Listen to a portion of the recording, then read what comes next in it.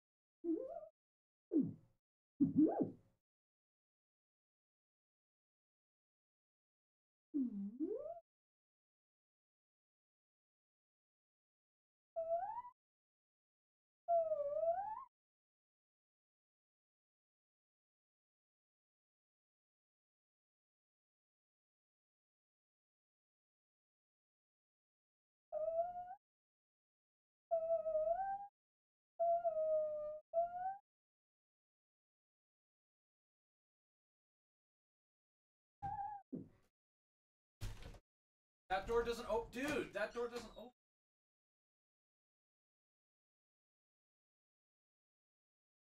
Don't you? Okay. Open out.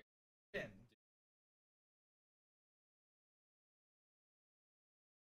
Yeah. Yeah. Why? I opened the other door. Okay. How would you know? Or the left door from the outside is rather the. Are we live? Yeah, I've been theremin. Hey everybody, sorry for the delay. We've had some plumbing issues that I had to take care of, and now here we are. Okay. Hello everybody, welcome to Talk. It is October 4th. We have a lot of stuff. A lot of small things though. So let's get to it. First up on the docket, the 2019 America Award announced. Musical is America's classical music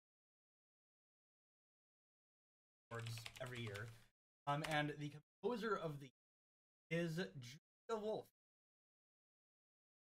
Bang on the can composer. In 20, fantastic. Is the award that, and the artist of goes pianist and Fanat. So congratulations. Yeah. So next up, we've talked about the Music Modernization Act a lot in the last week. President signed it. Passed, and so now there's this new news out about how it's going. This is interesting. I'm actually glad with how they're moving forward with this, because I was unsure at first how they were going to enforce, so to speak, all the new regulations and laws, things like that are going to be happening as a result. In this article from Billboard, it goes into not explicit detail, but goes into some pretty interesting detail nonetheless. So basically, the Music Modernization Act is going to be kind of governed, overseen, and it's going to be kind of run and, if needed, altered by the board that they're going to put together, comprising of 10 publishers, 4 songwriters, and 3 non-voting advisors, including 1 designated to represent digital music services. That is... I wish that they had, like, a dedicated composer on there. I feel like we're not represented. Well, and that was one of the problems. All Songwriters Guild actually, I think, correct me if I think the majority. It used to be 2, but I think it was 2, and they brought. But there still aren't dedicated composers, because there's a huge difference between songwriters and composers. Well, as legally defined, won't get into our. No, and even just in general, like a composer is one who composes, we'll say, art, music, things like that. Songwriters in general are considered those who write lyric-based music. There is a huge difference. I don't think there's a difference. As far as from a legal perspective, songwriting involves contributing to music and lyrics, composition. Just the music has to do with. Right. Yeah. And that's again, it's cause for minor concern. It makes me wonder why ASCAP and BI were so gung-ho about it. Because I was thinking that the reason why they started being gung-ho in the late quarter, so to speak, was, okay, maybe they finally got a way in for the composers, but the only other thing I can think of is maybe this is something that'll change, because publishers are dying. They're dying. So it being 10 publishers, the only thing I can think of is it's because it's people that have the legal control. However, I believe that we're not just all sorts of recordings, and the recording industry, I mean, despite worries about especially, I don't think the recording isn't, but publishing is. But publishing, I think, I mean, is maybe not necessarily dying, but is by major players, because composers who don't have that, like, big name self-publishing. Right. So, and honestly, though, part of me wonders if in about, because it's been shifting really heavy, like, honestly, I'm shocked that they were able to justify that.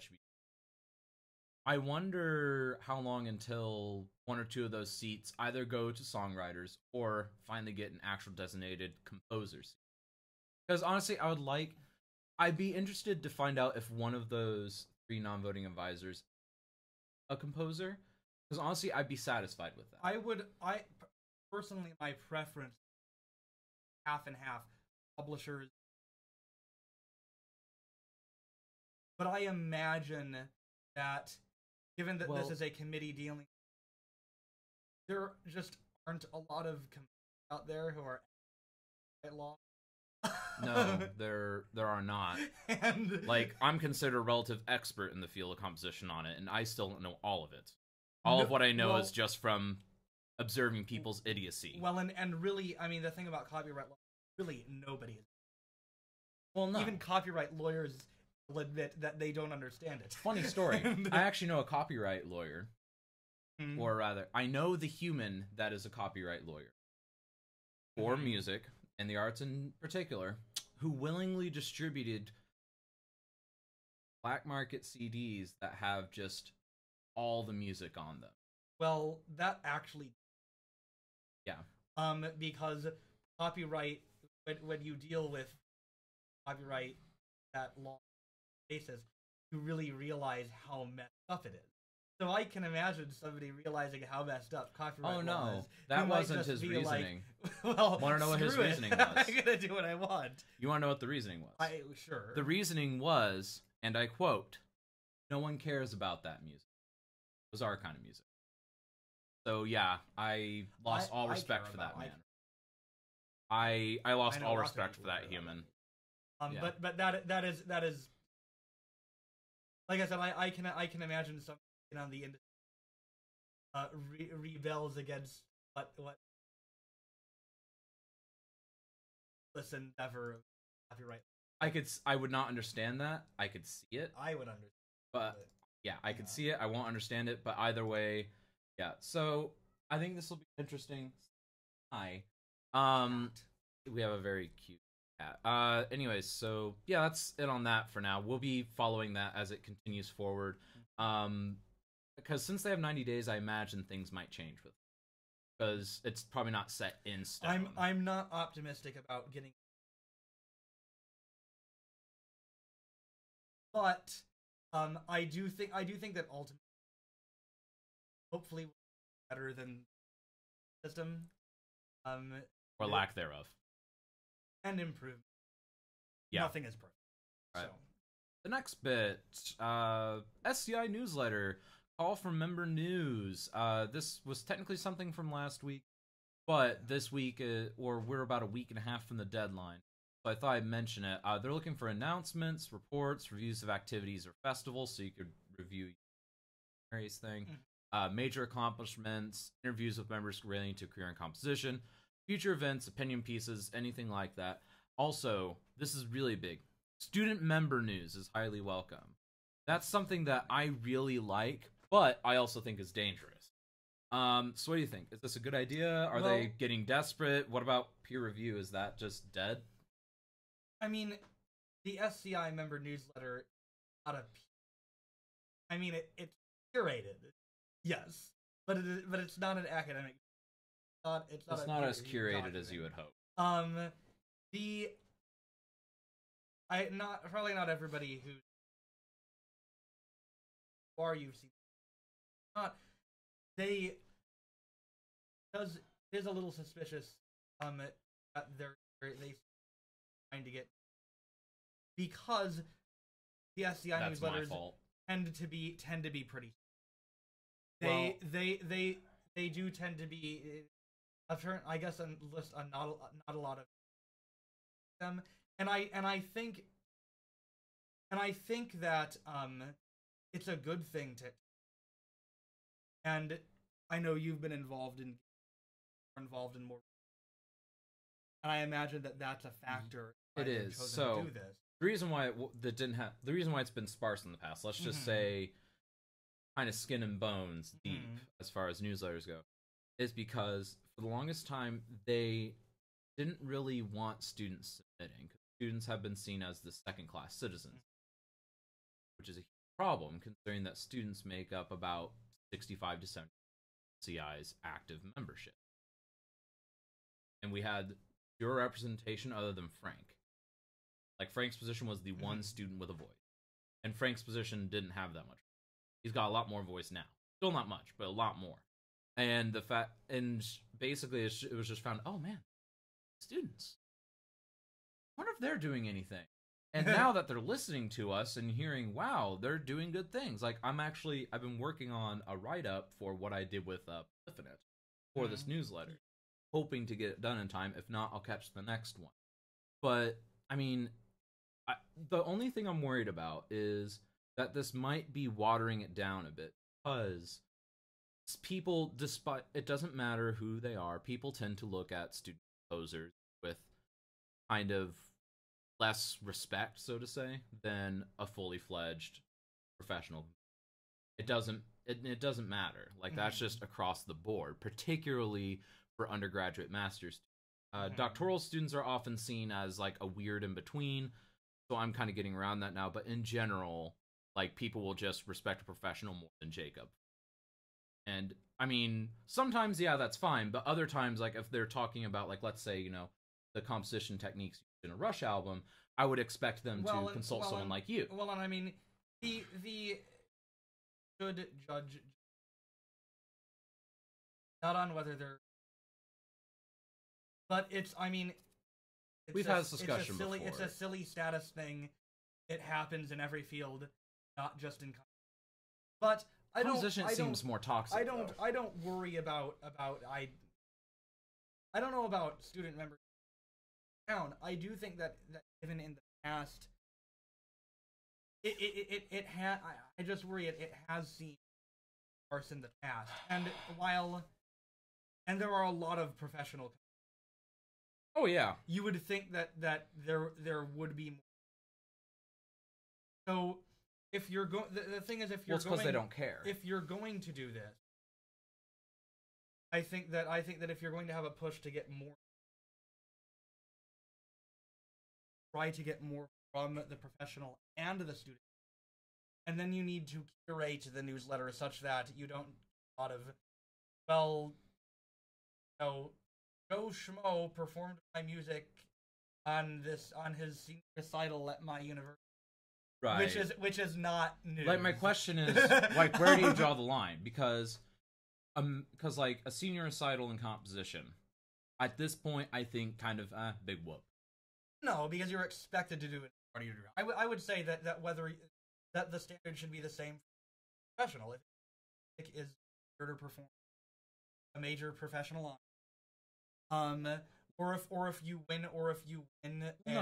That is true. But like what I'm saying is, like, where are they going to draw the line here? Like, you know, like how prestigious or how high up in my degree do I have to be for a concert of my music to matter? So, you know, are we going to draw the line in the sand at, okay, like the final DMA recital is something that we'll announce in the news, or do we draw it back to I don't think your person.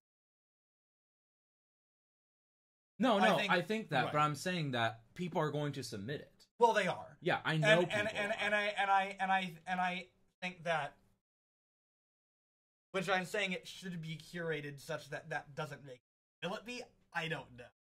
Maybe well, yeah, not. But that begs the question of where are they going to draw that line? I think the line should be drawn like exactly what I said a minute ago, which is premiere performance by you know, established professional. A concert of if you put it on, just academic year recital content. I think if it's part of your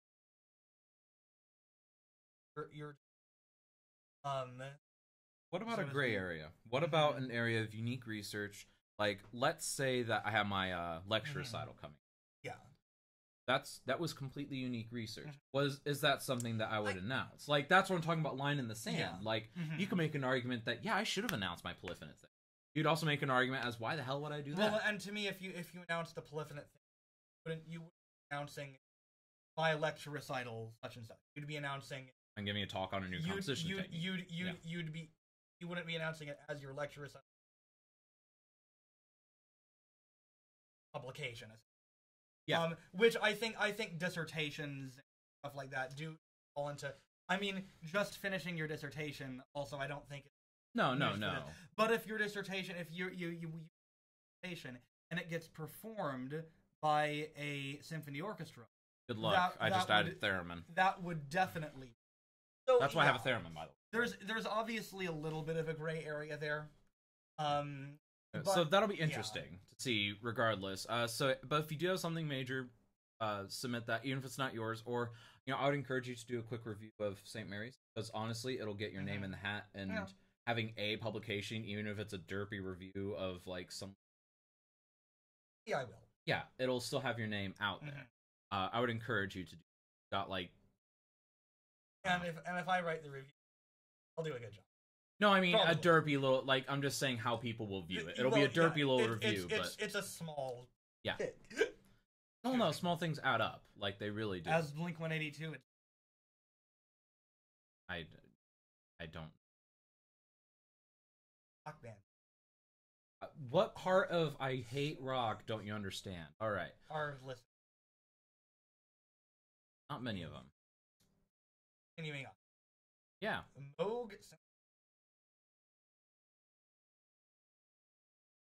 music.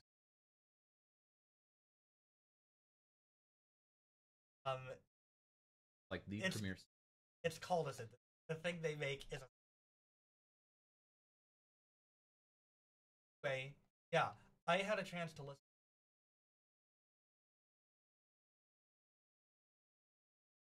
It sounds like the rack mount 80s mode, where you would have just, you know, the rack equipment like over here, and you would have a keyboard here that you use to just do initial manipulations that this plays off of. It sounds like that quality of is the way I see it, but it's in a nice, convenient interface. And go ahead.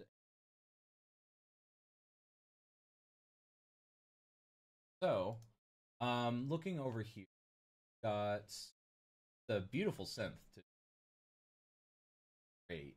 Let me see. There we go. There's the main shot of it. Yeah. Let me look at how pretty it is. Beautiful. And something that's interesting here is this is the first time Moog has included kind of an all-in-one sort of digital interface on it.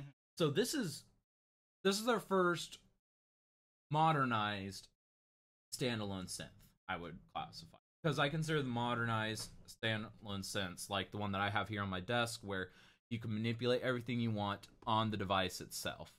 Even though this kind of is crippled because I need it hooked up to a laptop or a computer, but still you can manipulate everything from the controller itself, and you have an easy-to-read digital interface. That's kind of the newest generation of synthesizers, and they've hit that. And this is Moog. They are the synthesizer company, so this is pretty major. I won't play the clips because copyright issues, and he was quoting some people doing it. I won't do that.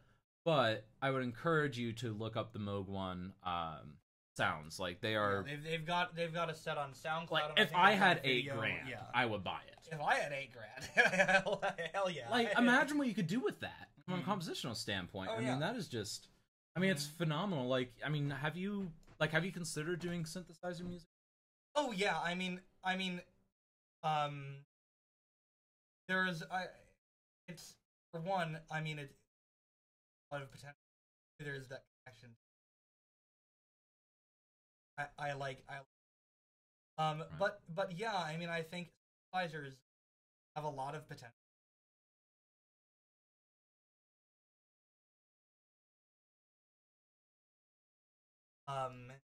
And there's a lot. I would totally agree. Go listen to the sound samples. If you're not really sold and you think synths are like, though, that's cheesy. Also, hi his poetry. Huh? Oh, hey man. If you think that cheesy like these, no, they sound awesome. So yeah, this is cool. Yeah, I'm definitely a fan of that. And honestly, something I am getting though is going to be I either want to get the Moog Mother or the Moog Grandmother. Like both of those are great little synths. I think they could, you know, be really useful from a compositional standpoint, and I would love to do something in improv, something like that. But I've got to justify it for myself first, otherwise. Which I don't mind investing in my ensemble. I really do love it. I think, honestly, I wish more people would invest in their ensemble. I'm not saying everyone should go out and spend, but I think that it shows that you care. And honestly, for just like I've put like what out of, I mean, I've probably put $100 into the ensemble throughout my time in charge of it. Oh, I don't keep track of it. Well, I know, but like just the random things I bought for it.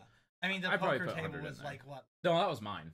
That's mine. Yeah, that's mine. It's right there. Yeah, I've played I played Settlers of Catan with it too. It's great. But I haven't used it for poker yet though. The one true purpose. I like playing poker. It's fun. It's a nice relaxing way. Do you know how to play? We should do it. And we should do what me and Kyle did, where you play with the actual chips, and then the winner wins 50 cents from whoever. I think it should be like the winner wins. You have to buy him dinner. That would be actually fun too. Anyways, yeah, that's how the grad students do it. We play with like the $1,000 chips, and then like we buy Chipotle. Or just like a bottle of liquor. Yeah, I gotta buy you some. I don't know. It's a fun thing to do. Dr. Vandenberg and I. Anyways, moving on. This thing. Okay, so this is something relatively interesting I found, just because I've seen Kasumi a lot lately as kind of a guest lecturer, and my initial question was, have you heard of this? I have not. Okay, and that's interesting, because the only reason why I know of this human is because I've seen them on about 8 concert talks in the. And it's interesting because I can't find information on them. So the reason why I wanted to bring this up is, how do you find type of, like, I'm just curious, because it's the same human. It is the same human, and yet I can't find anything on this composer. It says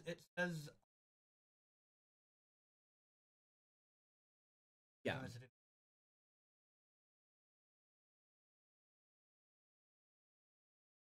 It's a composer. I've been able to determine that's a composer because this composer, Kasumi, she has given talks on compositional technique, integration with multimedia, and there's also one that was given on the pedagogy of contemporary electronic music. But you can't find any actual.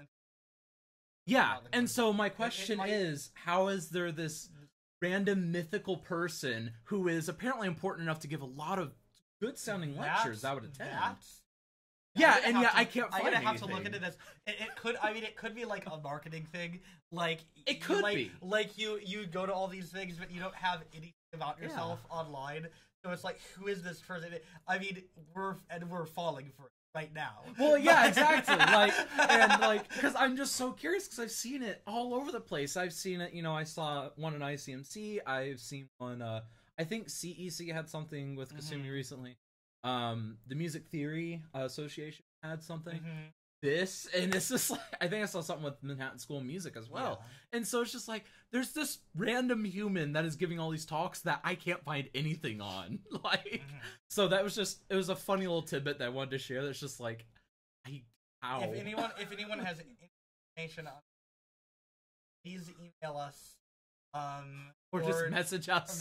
I don't know that we have an curious. email. You can message us on Google, on YouTube. But yeah, that's fun. I'm gonna have to look that up. Yeah, no, try it.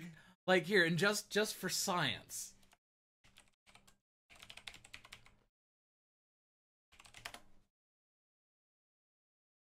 There's a Wikipedia article.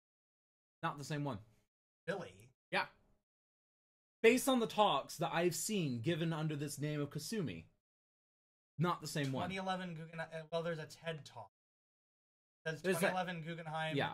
Genuine Polymath. And this is different. This is the one that I think might be it.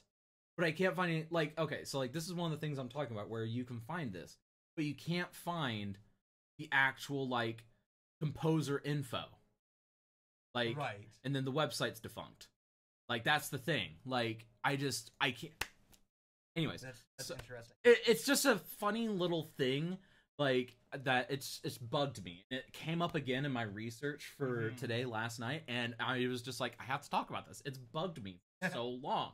Anyways, so yeah, not to mention, none of the talks are the same. All the talks have been completely different.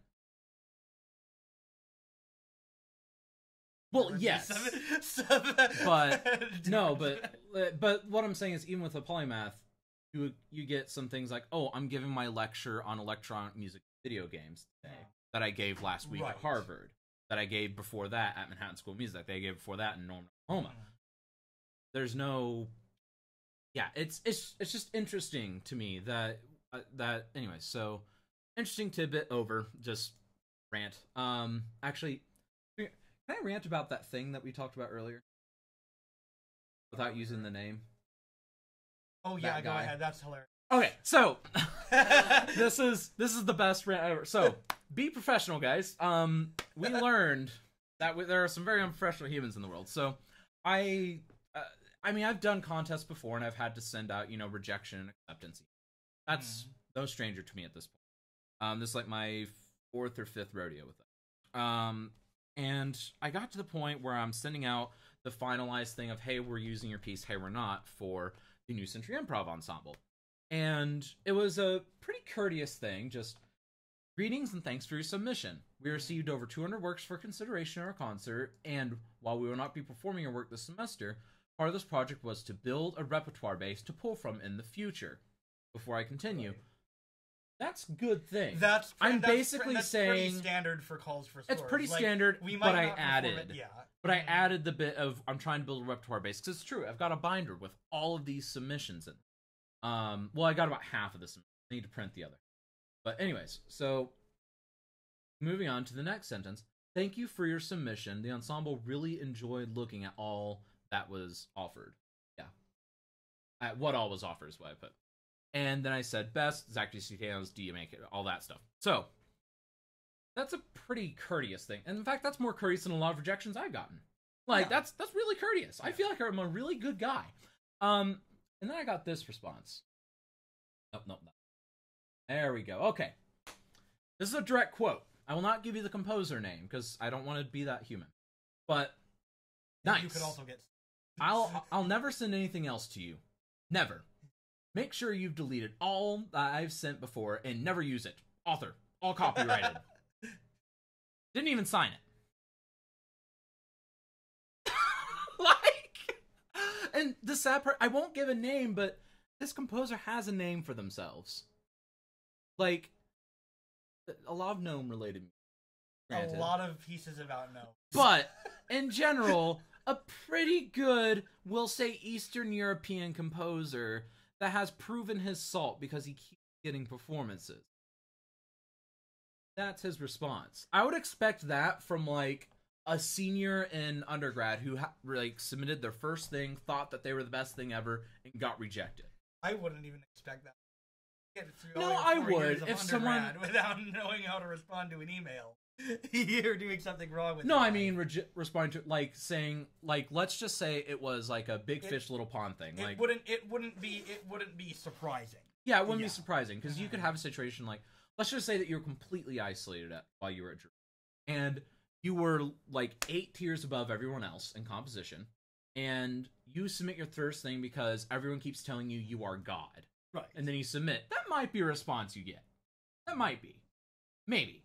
I mean, I would trust that you'd be more professional than that, but I would expect that. You shouldn't, but I mean, I can see that. I can see that. But this is coming from, like, let's see, you're born in, like, this human is over 50 years old. He's, like, mid-50s. Don't give too much personal information.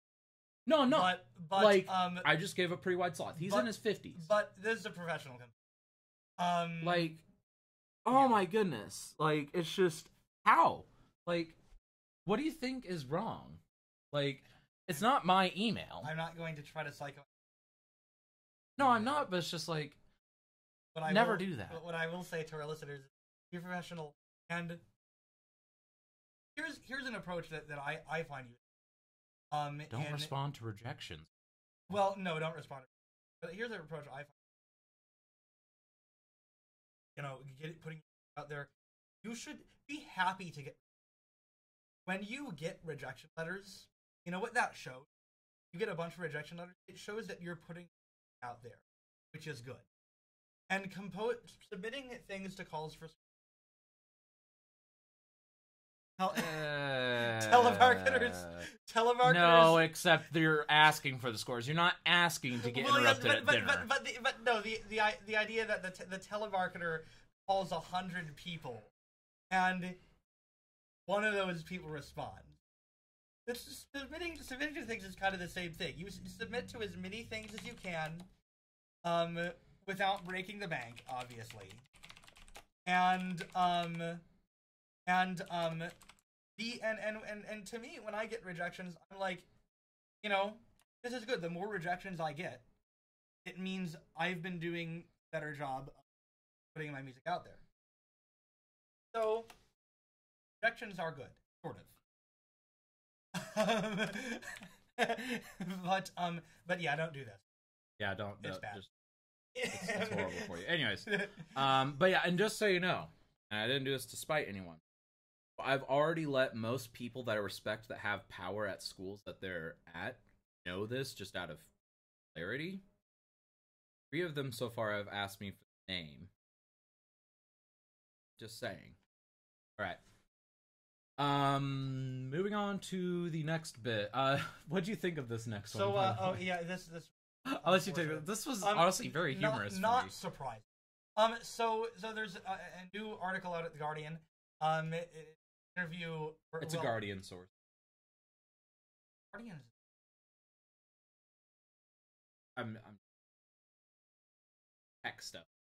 I avoid them for tech. Oh, I see.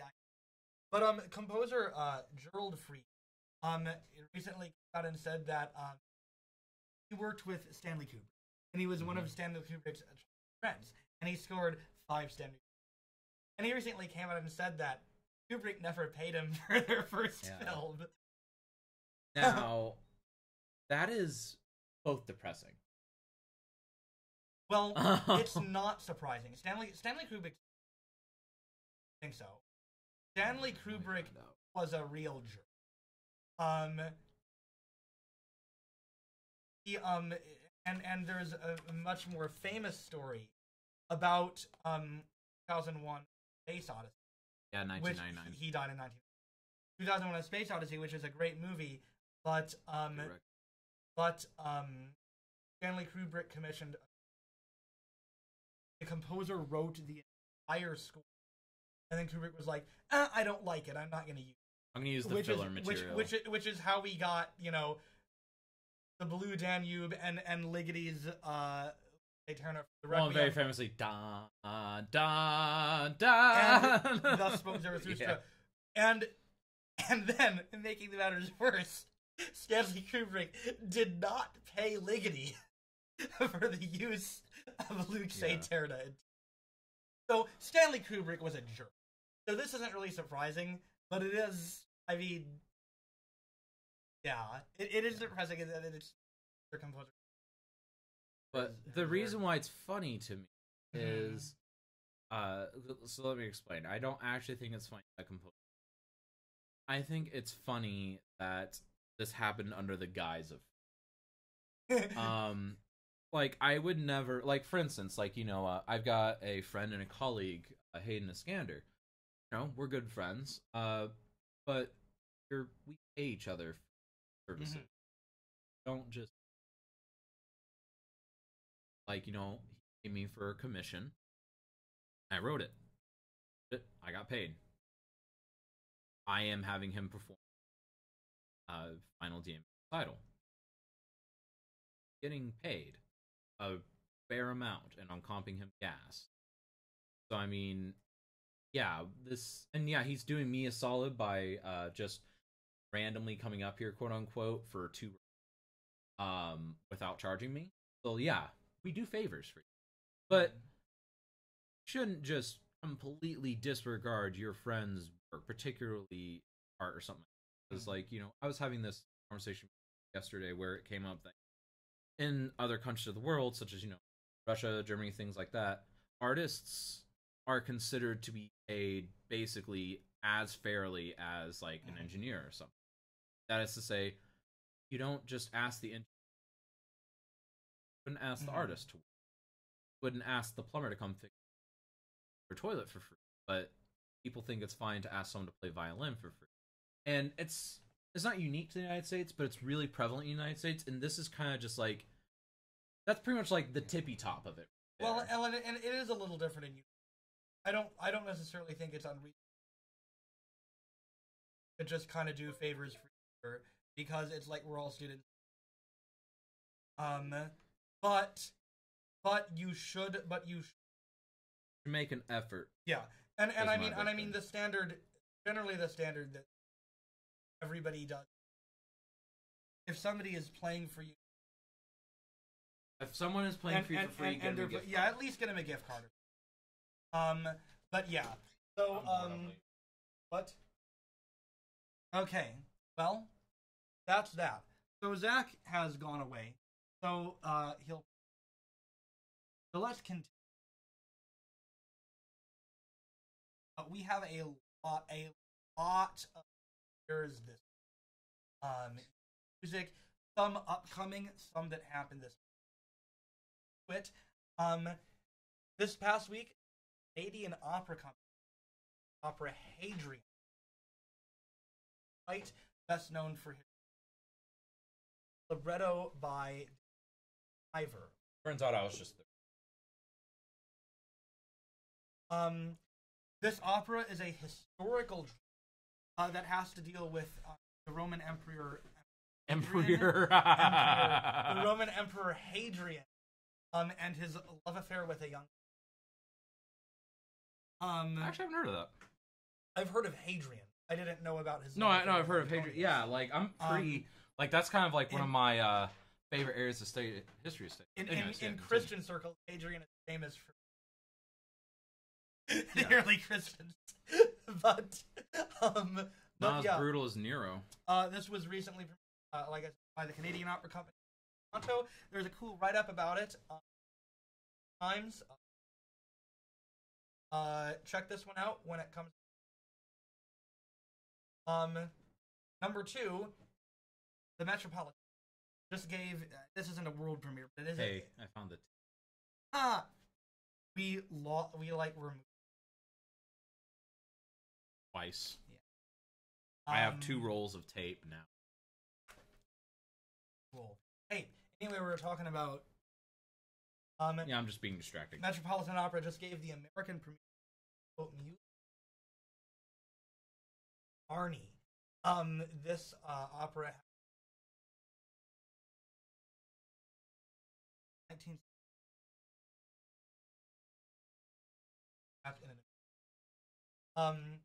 which was also adapted in film, more famously, but the opera is based on the book.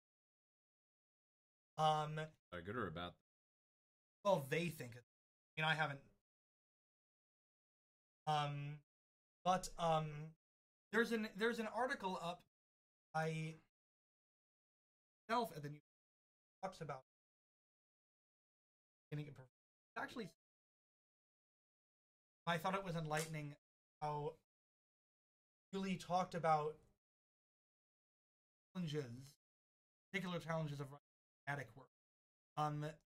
As writing is, he can basically do. Oh yeah. But when you write a dramatic work, it's not just. I mean, we kind of opera. This opera by Claude Debussy. An opera isn't just a composer's work. It's the work of a composer, a librettist. It's a huge collaborative effort. Mm-hmm. And it's something that I think is interesting now. You transfer circle are moving away from opera, not because like the art, but because your magnitude.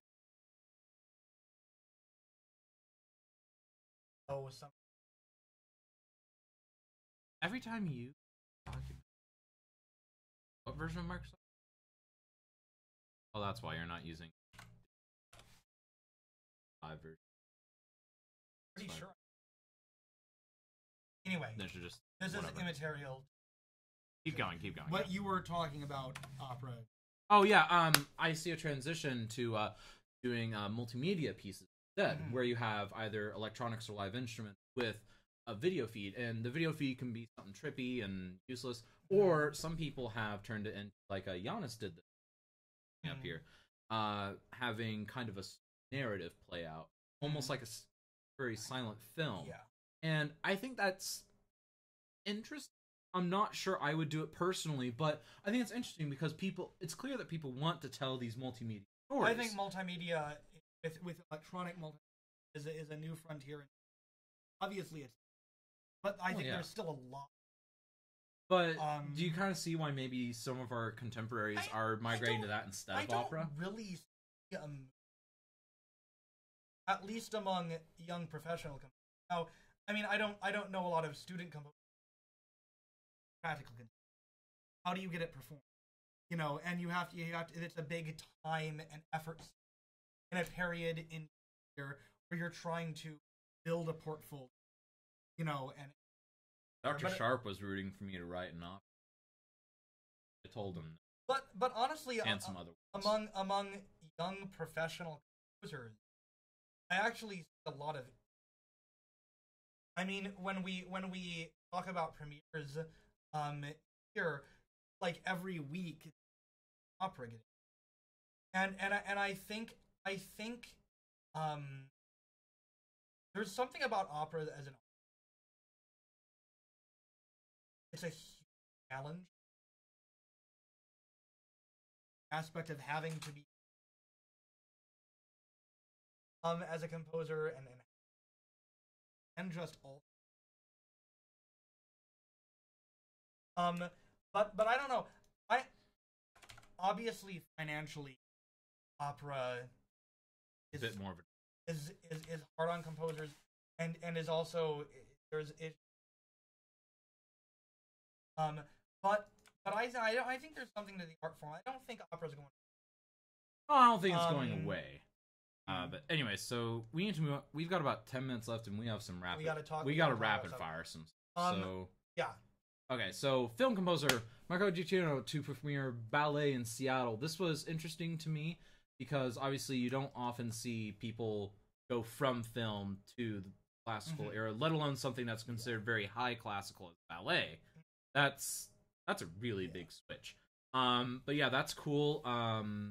Yeah, what do you think about that? What Michael Giacchino said about this score, the ballet is based on Jupiter Ascending, which is a terrible movie.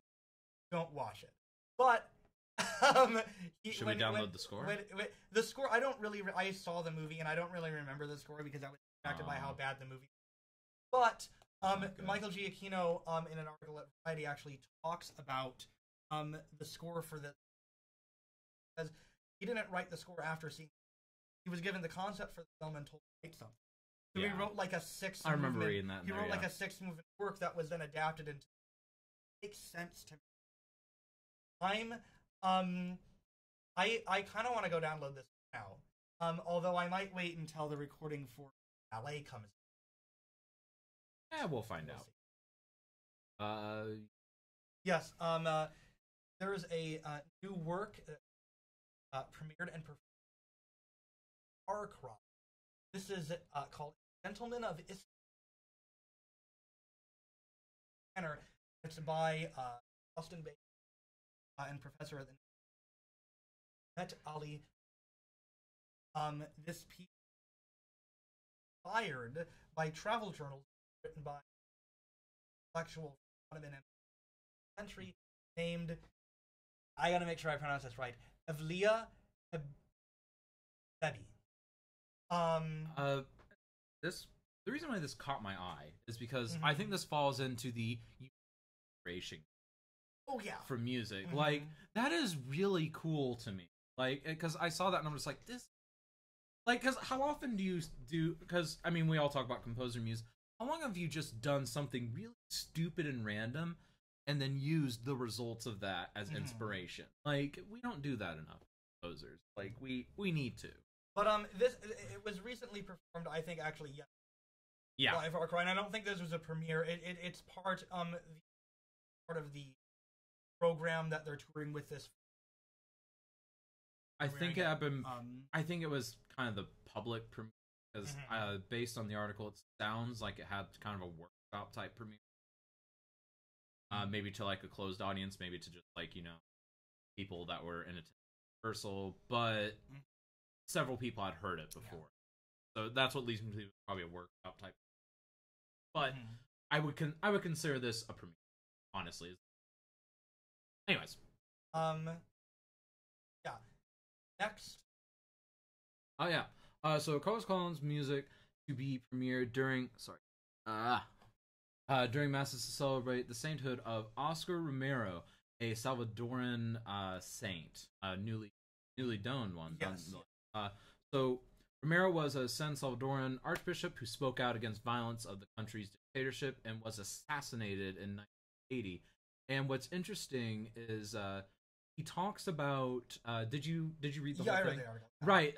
The thing that was interesting here was the personal connection he had, which is basically him and his family hiding behind their door, thinking that they might get murdered by people that were rebelling. It's a dramatic story. Because, like Carlos Colon from originally, and his mother was involved in workers' unions that were pressed by the government. And it said in an article up at the Waco Tribune that they actually got out San Salvador right before they were about to get killed.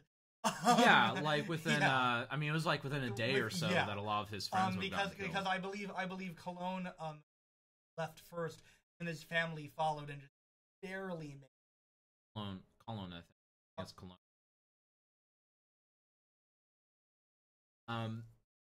Anyways, so the reason why this is really cool is because, first of all, I like that they're doing peace to respect someone's. I mean, I still don't agree with the whole thing, but I think it's really cool to write a piece about that, and especially by someone who has a deep personal connection to part of the reason why that person was given sainthood.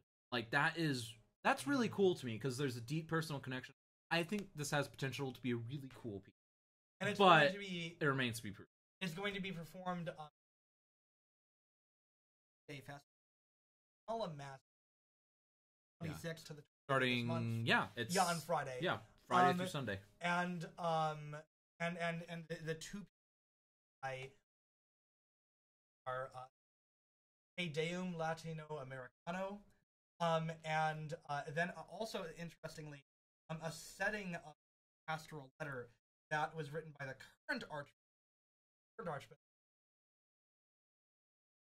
Jose Luis Us. So some interesting stories. I doubt that we will have the chance. Not for a while. Immediately, because it's being performed. Hopefully we'll. Right. Yeah. So I imagine it'll be televised. Maybe, because the Vatican's been televising. That'd be interesting. And then next, another kind of unique happening. So the centennial for Armistice Day is, well, very upcoming. It's November 11th. Yep. 11 a.m. And what's cool is the composer Charles Mauleverer. He's got too many errors. I think it would be pronounced Mauleverer. Anyways, so Mauleverer is written a piece, Two Brothers, that was commissioned and will be premiered by the Jersey Chamber Orchestra on November 10th at the Celebration of Armistice concert. And it is part of a 2-week program marking the 100th anniversary of the World War I Armistice on November 11th. And the entire thing culminates at 11 a.m., which I think is really cool. I like whenever places do. It's kind of like, oh yeah, we're leading up to this, and then nothing. I just think it's cool because it really does do the build-up, and then you can have kind of that moment of respect. So I think that's really interesting. It's based on the story of Charles and Arthur Millet. Both of them fought in World War I, and only one of whom survived. Yeah, I think Arthur survived. Is that the one that survived? Okay. So, yeah. I wasn't sure which one survived. But, I thought this one was being done on November. I believe the premiere is happening. Because Armistice Day is November 11th. I think November 10th. Possibly I misread that. Yeah. Entirely possible.